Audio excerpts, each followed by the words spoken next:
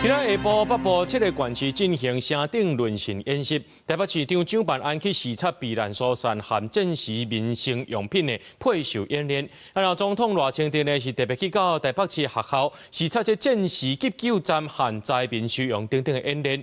不时呢和这蒋万安有来交换意见。不过第时的时阵呢，蒋万安就讲到，这枪口袂当对来，搁再讲到这理性决策者袂互这建灾变做是现实。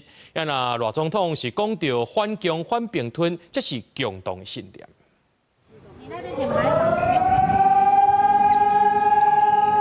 防空警报响起来，台北市关心车来来往往的街路随便加安静。演习期间虽然8节列车正常运行，不过9站旅客只当暂时停留在车站内，搁要配合车站人员引导到大厅，还是柜台避难。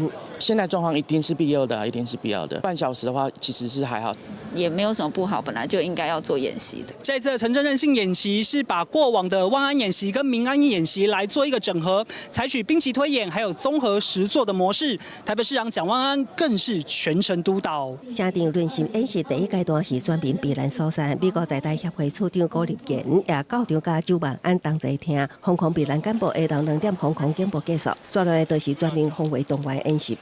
最近配合演习。在捷运赶去北捷小巨蛋站，蒋万安先视察战时民生必需品配售演练。总统赖清德下昼也特别到中山国小视导北市战时急救站甲灾民收容救济站开设演练。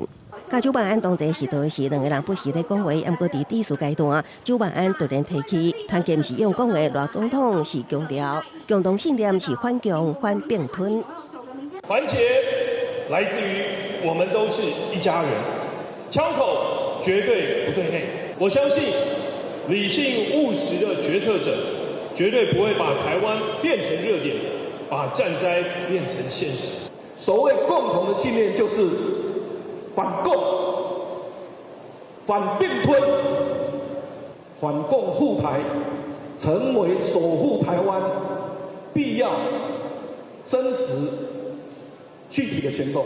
10节下昼是北部7县市的演习时间，新北同款进行演练。市长侯友宜强调，演习是希望提升民众忧患意识，做好万全准备，才会当应应各类灾害的冲击甲挑战。公视新闻采访报道。